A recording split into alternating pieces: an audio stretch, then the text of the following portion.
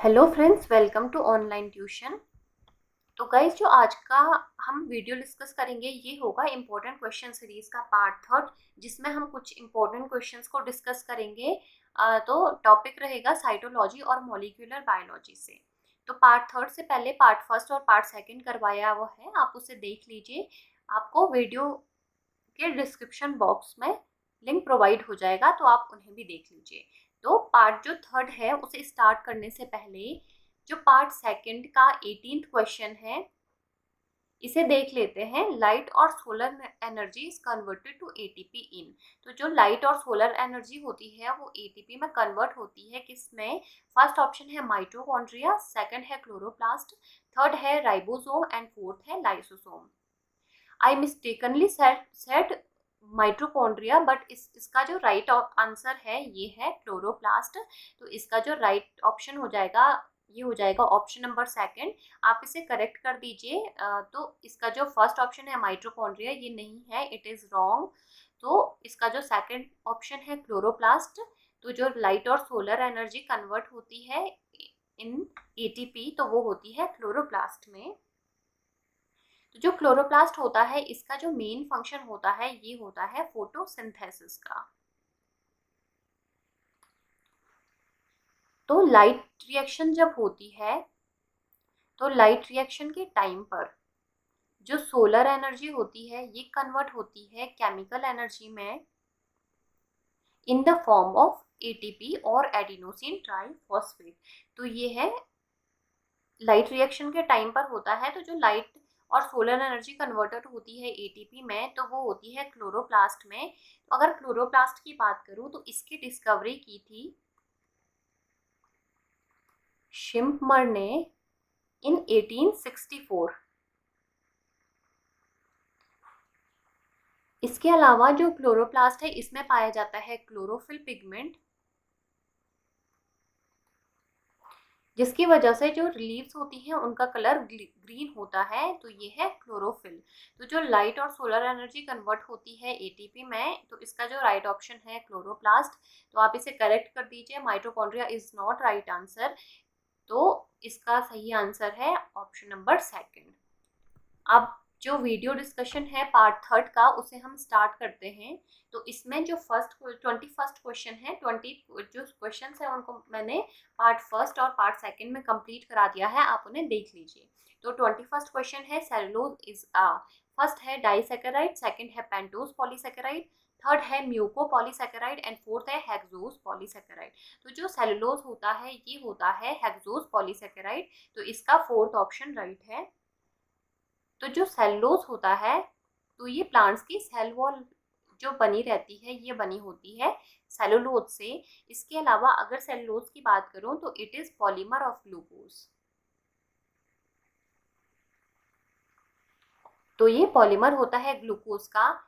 Molecular फॉर्मूले की बात करूं तो ये होता है C6H10O5 होल N।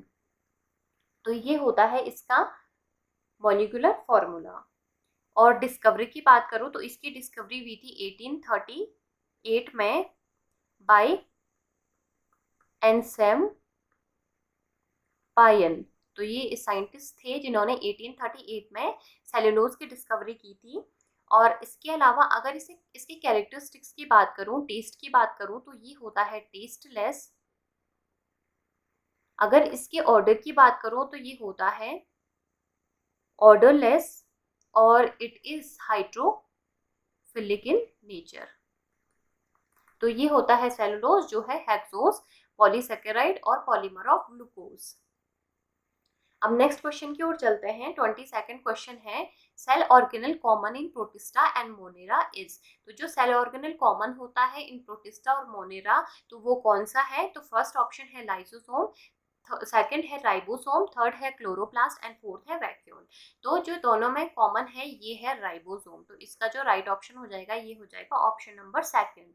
अगर मैं मोनेरा की बात करूं तो जो मोनेरा है ये होता है यूनिसेलुलर, एक कोशिकीय होते हैं और प्रोकैरियोट्स। इसके अलावा अगर प्रोटिस्टा की बात करूं तो ये भी होते हैं यूनिसेलुलर और यूकैरियोट्स ये होते हैं। तो इन दोनों में जो कॉमन होता है ये होता है राइबोसोम। इसके अलावा जो लाइसोसोम, क्लोरोप्लास्ट या वैक्यूल अदर ऑर्गेनेल हैं ये पाए जाते हैं इन यूकैरियोट्स। तो इसका जो राइट ऑप्शन हो जाएगा ये हो जाएगा ऑप्शन नंबर सेकंड। अब 23rd क्वेश्चन देखते हैं। Intact chloroplast from green leaves can be isolated by. तो ग्रीन लीव से क्लोरोप्लास्ट को एक्सट्रैक्ट कैसे किया जा सकता है, आइसोलेट कैसे किया जा सकता है? फर्स्ट है एसीटोन से, सेकंड है इथेनॉल, थर्ड है अल्कोहल एंड फोर्थ है शुगर सोल्यूशन।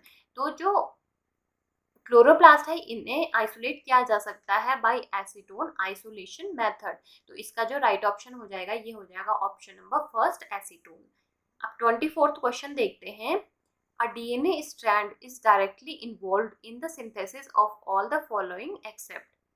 तो जो DNA स्ट्रैंड होता है वो जो सिंथेसिस में किस, इन सभी में कौन सा ऐसा है सिंथेसिस है जिसमें जो DNA स्ट्रैंड है वो डायरेक्टली इन्वॉल्व नहीं होता है?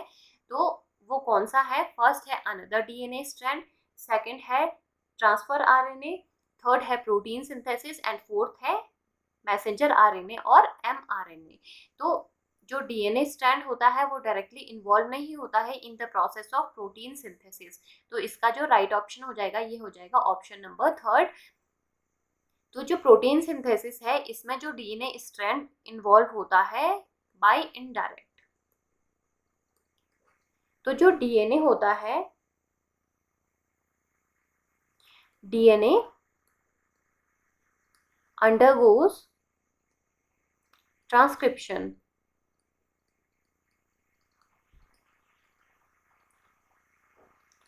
to produce messenger RNA।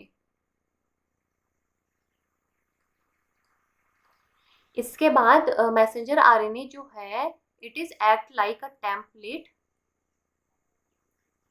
For translation. तो इसके बाद होता है प्रोटीन सिंथेसिस। तो ये इनडायरेक्टली इन्वॉल्व है। तो DNA से फॉर्म होता है मैसेंजर RNA और इससे प्रोटीन सिंथेसिस होता है। तो ये होता है ट्रांसक्रिप्शन और ट्रांसलोकेशन से जो प्रोसेस होती है उनसे। तो जो DNA स्ट्रैंड है वो इनडायरेक्टली इन्वॉल्व हो रहा है इन प्रोटीन सिंथेसिस। तो इसका जो राइट ऑप्शन हो जाएगा ये हो जाएगा ऑप्शन नंबर थर्ड। अब 25th क्वेश्चन देखते हैं। Liquid food drinking by cell membrane is called. तो जो सेल मेम्ब्रेन है या जो कोशिका झिल्ली होती है उससे लिक्विड जो फूड मटेरियल होता है उसके पाचन को या उसके लेने की जो प्रोसेस होती है उसे क्या कहते हैं? तो फर्स्ट है फैगोसाइटोसिस, सेकंड है पिनोसाइटोसिस, थर्ड है एब्जॉर्प्शन एंड फोर्थ है इम्बाइबिशन। तो जो liquid food drinking cell membrane के द्वारा लेने की जो प्रोसेस होती है या डाइजेशन की जो प्रोसेस होती है वो कहलाता है पिनोसाइटोसिस। तो ये प्रोसेस होती है पिनोसाइटोसिस। एंड 26th क्वेश्चन है solid food eating bye membrane is. First है फैगोसाइटोसिस, सेकंड है पिनोसाइटोसिस, थर्ड है एब्जॉर्प्शन एंड फोर्थ है इम्बाइबिशन।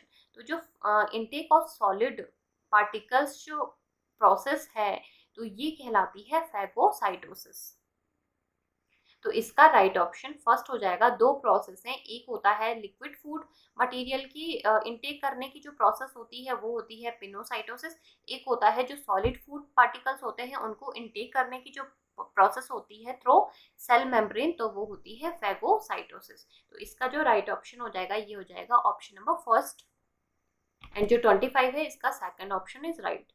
अब 27th क्वेश्चन की ओर चलते हैं। Who discovered mitosis. तो जो माइटोसिस प्रोसेस है उसकी डिस्कवरी किसने की थी? फर्स्ट ऑप्शन है फार्मर एंड मूरे, सेकंड है हक्सले, थर्ड है फ्लेमिंग एंड फोर्थ है नन ऑफ दीज। तो जो माइटोसिस प्रोसेस है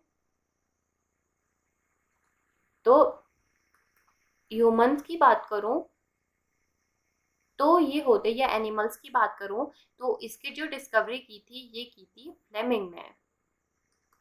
इसके अलावा अगर प्लांट की बात करूं कि प्लांट में इस प्रोसेस को किसने डिस्कवर किया था तो ये किया था स्ट्रासबर्गर ने। तो दो चीजें हैं, अगर एनिमल्स की बात करूं तो ये माइटोसिस प्रोसेस को डिस्कवर किया था फ्लेमिंग ने और प्लांट की बात करूं तो स्ट्रासबर्गर ने इसकी डिस्कवरी की थी। अगर माइटोसिस की बात करूं तो माइटोसिस होता है टाइप ऑफ सेल डिवीजन। तो ये सेल डिवीजन का एक टाइप है। तो इसमें क्या होती है, एक मदर सेल जो होती है ये डिवाइड हो जाती है 2 डॉटर सेल्स में। और अगर क्रोमोसोम नंबर की बात करूं तो इसमें जो मदर सेल है इसमें क्रोमोसोम नंबर सेम होते हैं, डॉटर सेल की तरह दोनों में सेम क्रोमोसोम नंबर्स होते हैं और एग्जैक्ट एक दूसरे की तरह ही होते हैं। तो ये होता है माइटोसिस प्रोसेस में। तो इसका जो राइट ऑप्शन हो जाएगा ये हो जाएगा ऑप्शन नंबर 3 फ्लेमिंग। अब 28th क्वेश्चन की ओर चलते हैं। जो 28th क्वेश्चन है, nucleus was discovered by, first है रॉबर्ट कोच, सेकंड है रॉबर्ट ब्राउन, थर्ड है ल्यूवेनहॉक एंड फोर्थ है स्वान। तो जो न्यूक्लियस है या केंद्रक है उसकी खोज की थी रॉबर्ट ब्राउन ने। तो इसका जो राइट ऑप्शन हो जाएगा ये हो जाएगा ऑप्शन नंबर सेकंड, और की थी 1833 में। तो जो न्यूक्लियस है वो डिस्कवर्ड हुआ था इन 1833 बाय रॉबर्ट ब्राउन। और न्यूक्लियस को कहा जाता है कैरियोन, जिस ब्रांच में कैरियोन की स्टडी या न्यूक्लियस की स्टडी की जाती है इसे कहा जाता है कैरियोलॉजी। तो जो न्यूक्लियस होता है ये कवर्ड होता है बाय न्यूक्लियर मेम्ब्रेन। और इसके अलावा जो न्यूक्लियस होता है इसमें जेनेटिक मटेरियल होता है जो जो पेरेंट जनरेशन है उनसे ऑफस्प्रिंग में जाते हैं। तो ये होता है न्यूक्लियस। तो इसका जो राइट ऑप्शन है ये हो जाएगा ऑप्शन नंबर सेकंड। अब 29th क्वेश्चन है, ये है the term mitochondria was coined bye. तो जो माइटोकॉन्ड्रिया टर्म था वो किसने दिया था? फर्स्ट है ब्राउन, सेकंड है अल्टमान, थर्ड है बेंडा एंड फोर्थ है नन ऑफ दीज। तो जो पार्ट फर्स्ट है पार्ट सेकंड है उसमें मैंने माइटोकॉन्ड्रिया के बारे में आपको ब्रीफली बताया है, उसकी डिस्कवरी के बारे में, तो आप उन्हें देख लीजिए। तो इसके अलावा जो टर्म दिया था ये दिया था बेंडा ने इन 1897। तो इसका जो राइट ऑप्शन हो जाएगा ऑप्शन नंबर 3 इज राइट। अब लास्ट क्वेश्चन देखते हैं जो है 30 question. The statement that cells are produced by pre existing cell was made by. तो ये जो स्टेटमेंट है ये किसने दिया था? Cell are produced by pre existing cell. तो फर्स्ट ऑप्शन है पैलेट, सेकंड है विर्चो, थर्ड है मेंडल एंड फोर्थ है स्लीडन। तो जो ये स्टेटमेंट दिया था ये दिया था विर्चो ने इन 1855। तो ये जो स्टेटमेंट है ये सेल थ्योरी का विस्तार रूप है। और जो सेल थ्योरी दी थी ये दी थी स्लीडन और स्वॉन ने इन 1839। तो इन्होंने अपनी जो बुक थी द सेल उसमें इसे दिया था सेल थ्योरी को। तो इसका जो राइट ऑप्शन हो जाएगा ये हो जाएगा ऑप्शन नंबर सेकंड। तो ये जो 10 इंपॉर्टेंट क्वेश्चंस थे इसकी थर्ड कंप्लीट हो गया है। आप पार्ट फर्स्ट और पार्ट सेकंड देख लीजिए, इम्पोर्टेंट है। और तो आपकी जो साइटोलॉजी और मॉलिक्यूलर बायोलॉजी है इसमें 30 क्वेश्चंस कंप्लीट हो गए हैं। तो एग्जाम पॉइंट ऑफ व्यू से सभी क्वेश्चंस इम्पोर्टेंट हैं। तो वीडियो को लाइक कीजिए, सब्सक्राइब कीजिए और शेयर कीजिए। Thank you so much guys.